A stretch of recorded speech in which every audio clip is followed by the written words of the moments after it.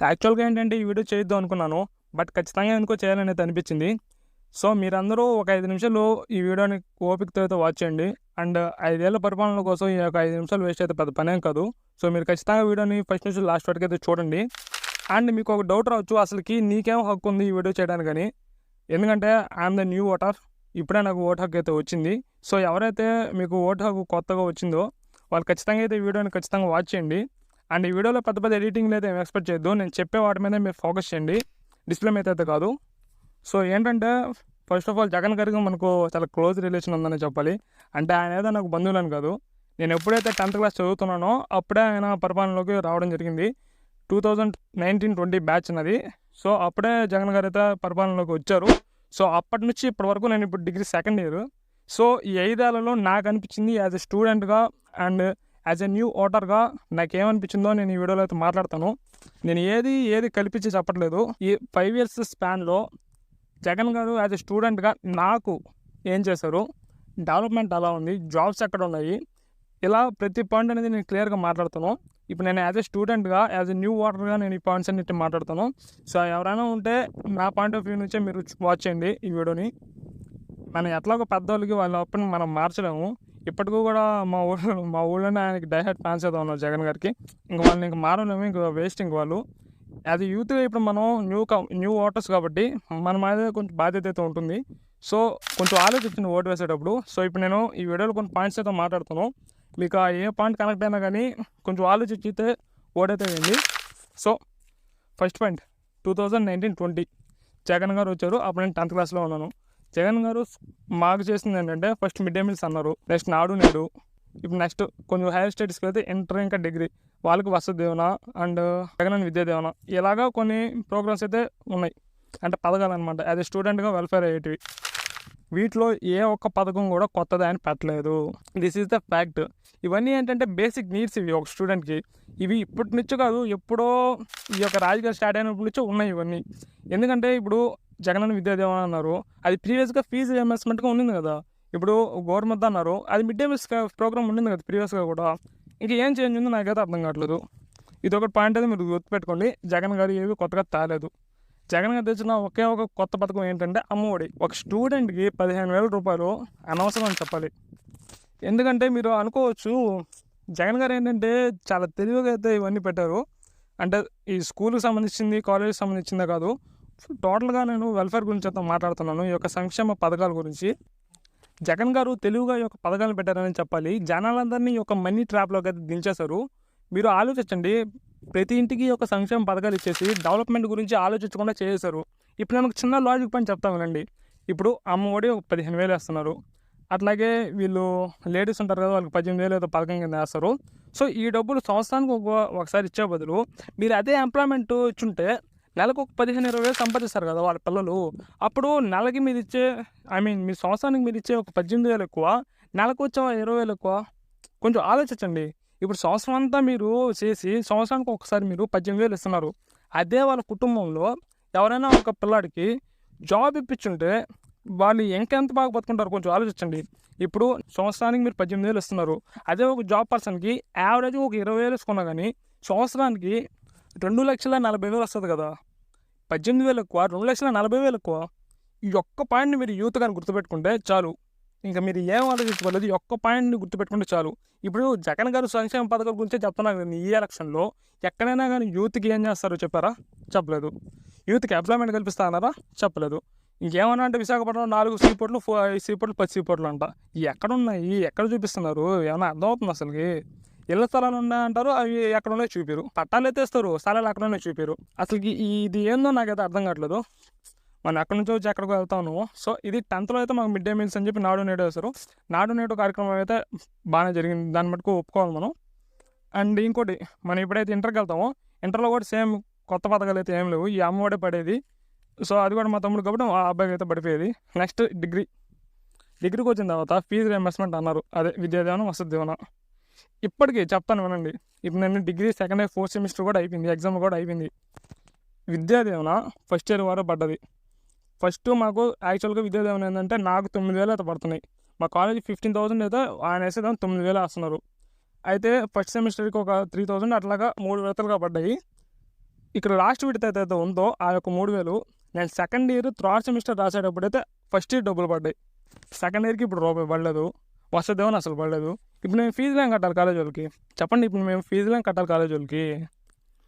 యాక్చువల్గా ఏంటంటే ప్రీవియస్గా ప్రభుత్వం ఉన్నప్పుడు మా డిగ్రీ వాళ్ళకి 31,000 పడేదంట. మా కాలేజ్ వాళ్ళు అడిగారు, మా కాలేజ్ స్టాఫ్ని అడిగితే ఈ మాట చెప్పారు, 31,000 పడేది ఇప్పుడైతే మీకు 19,000 వరకు పడుతుంది అన్నారు. అంటే విద్యాదేవన వసతిదేవన కలిపి అవి కూడా వేస్తాం కదా మాకు. ఎక్కడేస్తారు వాళ్ళు? ఏమంటే అంతసేపటి కాలేజీలు ఫీజులు అని మమ్మల్ని దొబ్బుతుంటారు. ఇక్కడ ఆయన వేస్తారు కదా, ఆయన వేసినప్పుడు తీసుకోమని వాళ్ళు చెప్తున్నారు. ఇంకా వాళ్ళదేం తప్పు ఉంది? జగన్ గారికి సరిగ్గా వేయాలి కదా. సో ఇవన్నీ ప్రతి దగ్గర మనకు ఫ్లాసే కనిపిస్తున్నాయి, కానీ ఎక్కడ ప్లస్ పాయింట్స్ ఏమున్నాయి? పలానా ఏముందో చెప్పండి. యాక్చువల్గా చెప్పాలంటే పింఛన్ల దగ్గర కూడా ఫ్రాడ్స్ అని చెప్పాలి. మీరు గమనించినట్టయితే 2019 ప్రచారం టైం అప్పుడు మీకు ఏకంగా మీకు 3,500 వరకే ఎంతో ఇస్తా అని చెప్పారు. అది కూడా ఇప్పుడు మనకు విడతల వారిగా ఇచ్చారు కదా.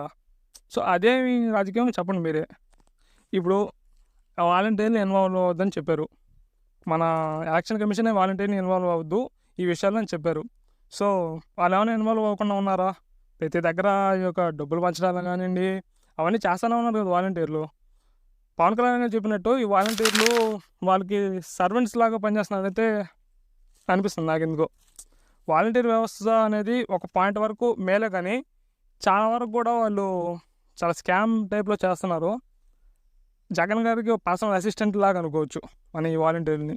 ఈ విషయాన్ని పవన్ కళ్యాణ్ గారు అంతకుముందు మాట్లాడినప్పుడు పవన్ కళ్యాణ్ గారు ఏమన్నారు, వాలంటీర్ల మీద నాకేం ఇబ్బంది లేదు, మీరు కలెక్ట్ చేసే డేటా ఎక్కడికి వెళ్తుంది, ఈ పాయింట్ వరకు మన పవన్ కళ్యాణ్ గారు అయితే మెన్షన్ చేశారు. దాని నుంచి వైసీపీ నుంచి ఎక్కడ మనకు రిప్లై రాలేదు. సో ప్రతి ఒక్కటి స్కామే.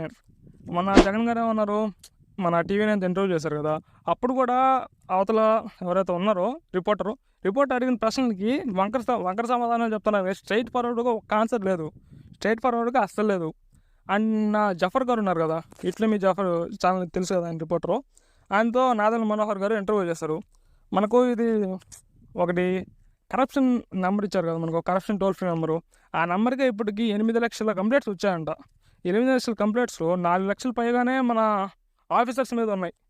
సో ఇంక వాళ్ళు ఆ యొక్క 8 లక్షల కంప్లైంట్స్ని ఏం చేస్తారు? అప్పుడు అలాంటప్పుడు మనకు ఆ టోల్ ఫ్రీ నెంబర్లు ఎందుకు, తొక్కేందుకు, తోలేందుకు? అర్థమైంది కదా. సో ఇప్పటికైనా మీరు న్యూ ఓటర్స్ ఏంటంటే కొంచెం ఆలోచించండి, ఇప్పుడైనా మీరు కరెక్ట్ డెసిషన్ అయితే తీసుకోండి. అండ్ ఈ ముసుగులో గుద్దులాటేందుకు నేనైతే సరే నా ఓటు మాత్రం ఎన్డీఏ కూటమికి అయితే వేస్తున్నాను. జనసేన పార్టీ, టీడీపీ అండ్ మన నరేంద్ర మోడీ గారి పార్టీ బీజేపీ. ఈ పార్టీకి అయితే నేనైతే ఓటు వేస్తున్నాను. పర్సనల్ ఒపీనియన్ ఏంటంటే ప్రతి ఒక్కరు యూత్ అనేవాళ్ళు ఇప్పటికైనా మారి కొంచెం డెవలప్మెంట్ సైడ్ అడుగు వేస్తేనే మంచిది. ఇప్పుడు ఎప్పుడైనా కానీ ఒక గవర్నమెంట్ సెక్టర్ అనేది స్ట్రైట్ ఫార్వర్డ్గా పోవాలంటే ఒక పక్క సంక్షేమ పథకాలు బ్యాలెన్స్ ఉండాలి, ఈ పక్క డెవలప్మెంట్ ఉండాలి. అదే ఎక్కువ మీకు సంక్షేమ పథకాలు కానీ వెళ్ళిపోతే డెవలప్మెంట్ అక్కడ ఉంటుంది. సేమ్ అదే ఫాల్ట్ ఇక్కడ మనకు జగన్ గారి ప్రభుత్వంలో అయితే జరిగింది. మీరు ఇది ఎవరు యాక్సెప్ట్ చేసినా యాక్సెప్ట్ చేయకపోయినా రాడ్ రియాలిటీ అయితే ఇదే. సరే అంతెందుకు కానీ ఎక్కడికో వెళ్ళదు, మా ఊరు గురించి తీసుకుందాం. 5 సంవత్సరాల పరిపాలనలో మా ఊరికి జీరో డెవలప్మెంట్. ఇప్పటికీ ప్రతి ఇంటికి కుళాయిలు లేవు. బేసిక్ నీడ్స్ కదా ఇవి, బేసిక్ నీడ్స్గా వాటర్ సప్లై అయితే అసలు లేదు మా ఊళ్ళో ఎక్కడ కూడా. మేము సొంత డబ్బులు పెట్టుకొని బాగా చూపించుకొని అక్కడ నుంచి పైప్ లైన్స్ లాగా చేస్తున్నాం. అంతేగాని గవర్నమెంట్ నుంచి అయితే ₹1 డెవలప్మెంట్కి అయితే రాలేదు. This is the point. And ఇంకోటి ఏంటంటే బియ్యం ఇంటి దగ్గర వచ్చి వేస్తున్నారు బాగున్నాయి, కానీ తినే బియ్యం వేయాలి కదా.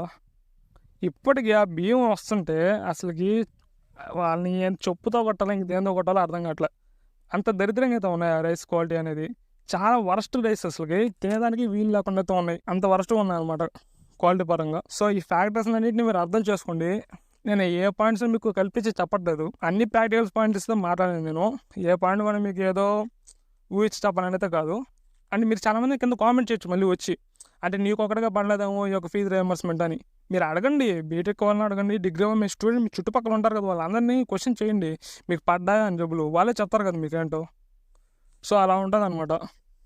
ఇప్పుడు నేను ఈ వీడియోలో మాట్లాడిన ఏ పాయింట్ కన్నా స్ట్రైట్ ఫార్వర్డ్గా ఎవరైనా వైసీపీ నాయకులు కానీ వాళ్ళ సపోర్టర్స్ కానీ చూస్తుంటే కింద కామెంట్ చేయండి. ఇంకా వీడియో ఫైనల్కి వచ్చేస్తే ఒక 19 years అబ్బాయి ఇంత రీసెర్చ్ చేసి ఇంత ప్రాక్టికల్ పాయింట్స్ అయితే మాట్లాడారు.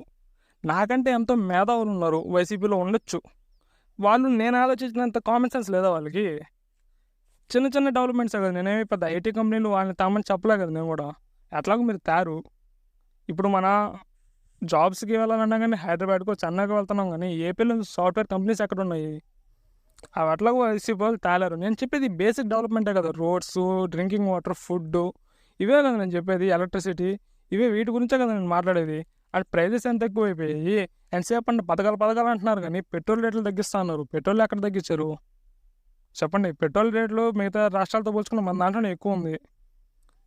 టాక్సెస్ అయితే కావచ్చు, గూడ్స్ ప్రైజెస్ అయితే కావచ్చు ఇయన్నీ పెరిగాయి. సో, మీరైతే ఆలోచించండి కొంచెమైనా. సంక్షేమ పథకాల ఊబిలో అయితే పడి మీరైతే మళ్ళీ మోసపోవద్దు. మీరే చూడండి. నేను ఒక 19 ఏళ్ల కుర్రాడినే నేను ఇంత ఆలోచించి ఇన్ని పాయింట్స్ మీ ముందు పెట్టానంటే, ఇంకా తెలివైన వాళ్ళు ఉన్నారు కదా! వాళ్ళేం చేస్తున్నారు? ఇంకా యూత్ 25, 26 వాళ్ళు ఉన్నారు కదా! వాళ్ళు ఆలోచించలేరు కొంచెమైనా. కొంచెం కామన్ సెన్స్‌తో ఆలోచించలేరా? మీకు జాబ్స్ ఎక్కడున్నాయి? డెవలప్‌మెంట్ ఎక్కడుంది? ఇలాంటి పాయింట్స్ ఆలోచించినప్పుడే మనకు ఏపీ అనేది బాగుపడుతది. లేకపోతే ఇంకా అంతే. మనం ఇంకేం చేయలేము. సో, ఈసారైనా మీరు ఆలోచించి అయితే ఓటు వేయండి. అండ్ మన పవన్ కళ్యాణ్ గారినైతే గెలిపియండి ఖచ్చితంగా అయితే. ఇదే నేను కోరుకున్న పాయింట్ అయితే. సో, ఇప్పటికి వీడియో లెంత్ అయితే చాలా ఎక్కువైపోయింది. సో, అది నేను చెప్పాలనుకున్న క్లియర్ కట్ పాయింట్స్ అయితే. అండ్ ఈ 5 ఏళ్లలో నాకు అనిపించింది యాజ్ ఎ స్టూడెంట్‌గా అన్నీ ఈ వీడియోలో రాగైతే మాట్లాడేశాను. సో, మీరు ఈ వీడియోని మీ ఫ్రెండ్స్ కూడా కొంచెం షేర్ చేసి వాళ్ళని కూడా వాచ్ చేయమని చెప్పండి. కొంచెం ఆలోచించి మీరు ఓటైతే వేయండి. అండ్ ప్రాక్టికల్ పాయింట్స్ మీ చుట్టుపక్కల చూడండి. ఏం డెవలప్‌మెంట్ కనిపించిందో దాన్ని బట్టి మీరైతే మీ వాల్యుబుల్ ఓట్‌నైతే వేసి మన నెక్స్ట్ 5 ఇయర్స్‌నన్నా కొంచెం బెటర్‌గా చూసేటట్టు చూడండి. So, that's it guys. And video నచ్చినట్టయితే సబ్స్క్రైబ్ అండ్ షేర్ అన్నీ అయితే చేసేయండి. అండ్ మన ఛానల్ అయితే యాక్చువల్‌గా మూవీ రిలేటెడ్ స్టఫ్ అయితే వస్తూ ఉంటుంది ఎప్పటికప్పుడు. మీరు ఖచ్చితంగా అయితే వాచ్ చేస్తూ ఉండండి. అండ్ కీప్ సపోర్టింగ్ మీ. ఇలాంటి వీడియోలు చేయాలంటే కొంచెం ధైర్యం ఉండాలి. ఎవరన్నా వైసీపీ నాయకులు చూస్తే ముందే ఇప్పుడు 1K 1.5K వరకు వస్తున్నాము. దాన్ని కూడా ఎత్తేస్తే ఆ ఛానల్ కూడా దిక్కు లేకుండా పోద్ది. సో, మీరు ఇలాంటి సపోర్ట్ చేస్తూ ఉంటే నేను చేయడానికైతే ట్రై చేస్తూ ఉంటాను. వీక్లీ వన్స్ అయినా కొంచెం ఇలాంటి వీడియోస్ అయితే చేయడానికి ట్రై చేస్తూ ఉంటాను. సో, అంతే ఇక.